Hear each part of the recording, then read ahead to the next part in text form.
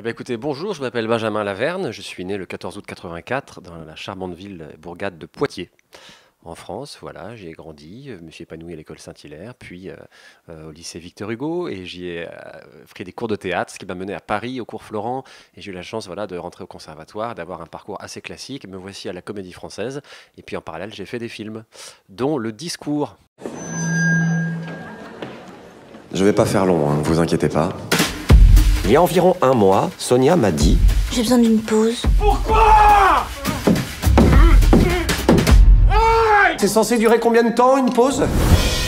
Je me suis promis de ne pas contacter Sonia. Et puis aujourd'hui, j'ai craqué.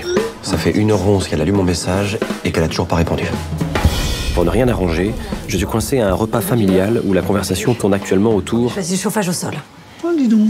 Ah oui, ça a l'air intéressant. Ah bah oui, c'est intéressant. Et toi, Adrien, tu en penses quoi? Vous me demandez ce que je pense du chauffage au sol alors que j'ai envoyé un message à 17h24 et que j'ai toujours pas de réponse? Foutez-moi la paix, merde. J'adorerais pouvoir répondre à un truc comme ça. Je crois que ça ferait très plaisir à ta sœur si tu faisais un petit discours le jour de la cérémonie. Oh putain, je l'avais pas vu venir celle-là. Pourtant, ça fait 3 mois que je me prépare au cauchemar de ce mariage. L'église, le vin d'honneur et surtout la chenille. C'est une machine à broyer les orgueils. Si ça se trouve, c'est la meilleure chose qui puisse arriver, ce discours. Pardon, mais c'est vraiment pas marre de l'image qu'on a de toi dans cette famille. Calmez-vous! Tu veux pas arrêter de faire du bruit? C'est super désagréable, en fait.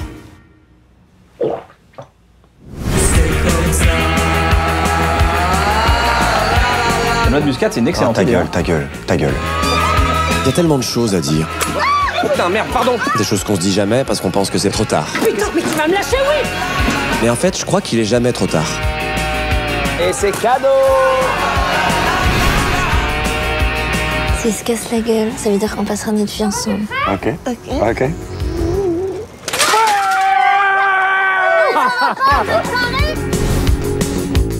Oui, en effet, au théâtre, je l'avais déjà fait. Et c'est toujours assez génial de pouvoir être en complicité comme ça avec le public. Et là, au cinéma, ça fait un drôle d'effet parce qu'on parle à la caméra et on imagine les gens derrière. On espère qu'ils seront là, dans la salle. Donc, un peu comme je fais là, avec vous, j'espère que vous m'écoutez. Et donc, au cinéma, bah, c'est particulier, hein, c'est un peu intimidant. Parce que la caméra, elle est exigeante, elle est ponctuelle, elle est toujours là. Et puis, elle attend que vous soyez bon. Et ce qui est assez jouissif, c'est d'inventer une nouvelle forme de narration, de prise en charge de l'histoire. Qui change aussi, qui permet une mise en scène différente et donc un film un peu original, singulier, décalé, pas forcément réaliste. Et j'avais l'impression d'appartenir à ce projet-là.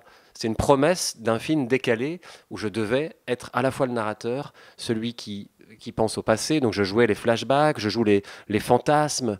Je sentais que j'avais 1000 choses à jouer et que j'allais m'éclater. Bonsoir, on va pas faire long, vous inquiétez pas. On va essayer en tout cas. Hein.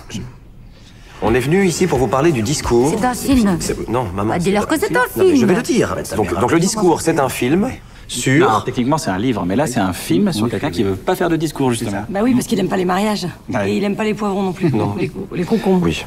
Enfin, Non, bah non. Moi, pour moi, c'est plutôt une histoire d'amour. Ouais, c'est bon. Enfin, c'est l'histoire de quelqu'un qui attend un texto surtout. et à la fin, si. on croit qu'il va y avoir un gâteau au yaourt. Et en fait, non. Non. Non, Ça peut être un honneur cauchemar. En fait, le cauchemar, c'est plus l'écriture. C'est pas le fait de prendre la parole devant les gens. Parfois même, je crois que je préfère être en impro plutôt que de me dire ah là là, il faut que j'écrive quelque chose. Si j'ai trop le temps, par exemple, si j'ai un mois pour préparer le discours, j'ai moins d'excuses. Alors que si c'est le jour même, je peux être terrorisé, mais on me dit mais si c'est nul, au moins, on me l'a demandé le matin, quoi. C'est pas de ma faute. Alors que là, quand j'ai un mois pour le préparer, ça m'est arrivé, je me dis, oh mon Dieu, mais pourquoi j'ai dit oui? Parce qu'il faut que je fasse quelque chose de formidable. Et en plus, comme je viens de la Comédie Française, les gens pensent que ça va être encore plus génial. Il va y avoir tout un tas de vocabulaire, que je vais faire ça en alexandrin. Pas du tout. Pas du tout. C'est le foutoir, hein, les messageries. Mais c'est les relations épistolaires 2.0. Hein, donc moi, j'adore qu'on s'écrive.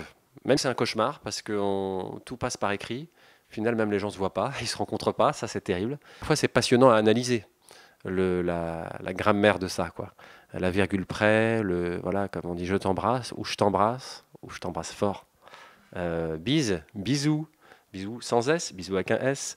Baiser, baiser avec un S. Salut, ciao, enfin tout ça, moi j'adore analyser un texto. Quand un pote reçoit un texto ou un message sur WhatsApp, j'adore analyser ça.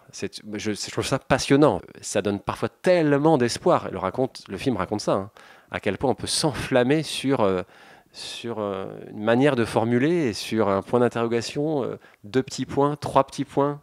Ça n'a rien à voir.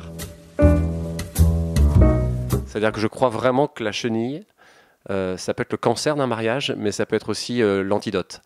C'est-à-dire que ça peut être le pire des cauchemars comme une libération. C'est très bizarre la chenille, hein. C'est-à-dire qu'on peut être persuadé qu'on ne fera jamais la chenille et puis finir en tête de chenille. Je peux être un grand client de la chenille, quelle que soit la musique, hein. Il suffit qu'il y ait un rythme. I love Gigi. Oh oui, I love Gigi.